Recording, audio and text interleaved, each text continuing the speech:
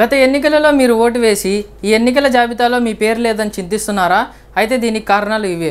మీరు గతంలో ఎన్నికల అధికారి తనిఖీల కోసం వచ్చినప్పుడు మీరు ఇంటి వద్ద లేకపోవడం, లేదా ఈ నియోజకవర్గం నుంచి వేరొక నియోజకవర్గానికి మారడం, లేదా ఈ నియోజకవర్గంలో మీ ఓటు నమోదు చేసుకొని వేరొక నియోజకవర్గంలో కూడా మీ ఓటు నమోదు అయి ఉంటే ఈ 3 కారణాల ద్వారా మీరు ఏఎస్డి అనే జాబితాలో చేర్చబడతారు. ఈ ఏఎస్డి జాబితా అంటే యాబ్సెంటీ షిఫ్టెడ్ డూప్లికేట్. ఈ 3 కారణాల ద్వారా మీరు ఏఎస్డి అనే జాబితాలో చేర్చబడతాడు. పోలింగ్ డే రోజున మీరు మీ యొక్క పేరు ఈ ఓటర్ జాబితాలో లేనప్పుడు ఏఎస్డి అనే జాబితాలో ఖచ్చితంగా ఉంటుంది.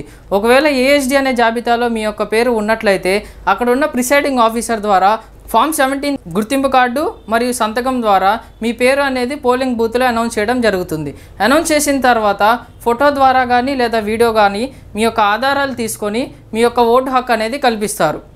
ఈ విధంగా మీ యొక్క ఓటు ఒకవేళ ఓటర్ జాబితాలో లేకపోయినా ఈ జాబితా ద్వారా మీ యొక్క ఓటు హక్కు అనేది వస్తుంది.